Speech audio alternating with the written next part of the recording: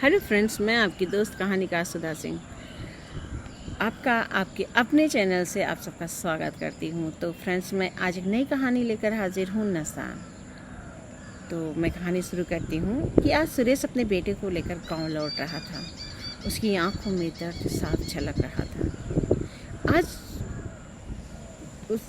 उसने अपने बेटे को सहारा दिया था, जिस बेटे को सोचा था कि वो उसे सहारा देगा। बेटा नशे में धुत पड़ा हुआ था, बीच बीच में बेहोशी में बड़बड़ाता जा रहा था। बाप की आंखें दर्द से दुख रही थी। तभी मनोज ने नशे की हालत में बाप को पकड़ा और उनकी गोद में सो गया। सुरेश बेटे का माथा सहलाते हुए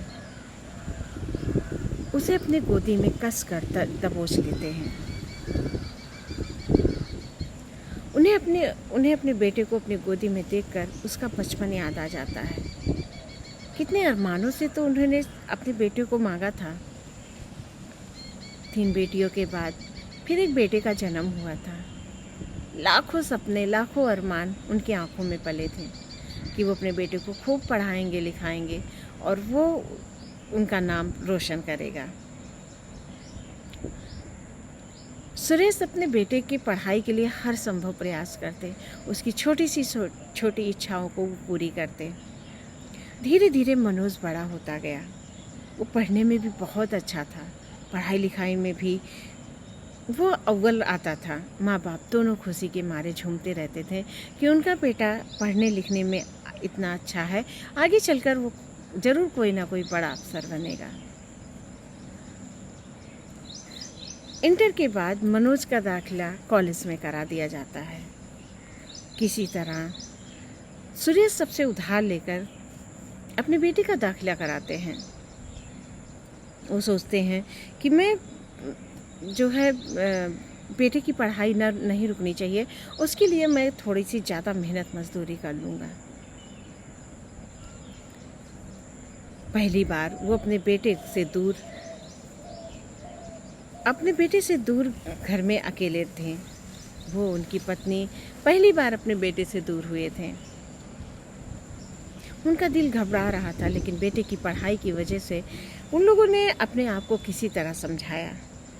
उन्हें पता था कि उनका बेटा हॉस्टल में रहेगा तो वहाँ पर उसकी पढ़ाई अच्छी से होगी।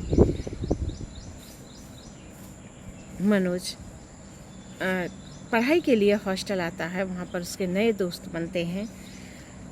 शहर के रहन सहन, वहाँ के दो लड़कों की अमीरी उसे अट्रैक्ट करती थी। पहले तो उसका मन पढ़ाई में लगता था, पर धीरे धीरे उसकी संगत गलत होते चली गई। वो दोस्तों की संगत में धीरे धीरे नशा करना शुरू कर देता है। कभी सिगरेट पीना, कभी ड्रग्स लेना शुरू कर देता है। शुरू में वो अपने पिता से फीस के बहाने थोड़ा बहुत या खर्चे के बहाने पैसे मांग लेता था, और सारे दोस्त ने सबसे पहले तो उसे खुद अपने आप से पिलाना शुरू किया। लेकिन जब उसे नशे की लत लग गई तब उसे उसके हाल पर छोड़ दिया और उसके ऊपर प्रेशर बनाने लगे कि वो घर से पैसे मांगे।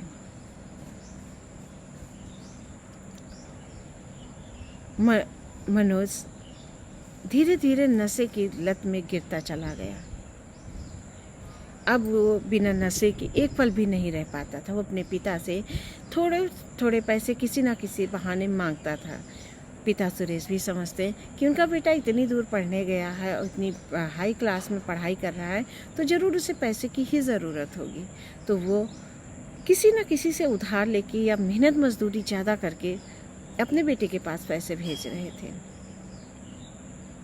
वो अपने बेटे के गलत आदतों से अनजान थे। पर हद तो तब हो गई जब मनोज कभी फ़ोन नहीं करता था। शुरू में मनोज अक्सर माता पिता से फ़ोन पर बात कर लेता था, लेकिन धीरे धीरे जब उसे नशे की लत लग गई तो वो घर पर फ़ोन करना उसने बंद कर दिया। और जब उसे पैसे की ज़रूरत होती थी तब वो अपने माता पिता से पैसे मांगता, वरना वो उनसे कोई बात नहीं करता था। थोड़ी बहुत शक सुरेश को होने लगा कि आखिर उनका बेटा ऐसा क्यों कर रहा है, और जहाँ उसका खर्चा इतने पैसों में पूरा हो जाता था, अब ऐसा क्या हो गया है कि जिसकी वजह से उसे पैसे कम पड़ने लगे। इधर मनोज के दोस्त जानते थे ये पढ़ने में बहुत अच्छा है और इकलौता है, तो उन्होंने जब उसे आदत लगा दी, और आदत लगने के बाद वो जब मनोज घर से पैसे मांगता तो उसके पैसों से वो पीने शुरू कर दिए।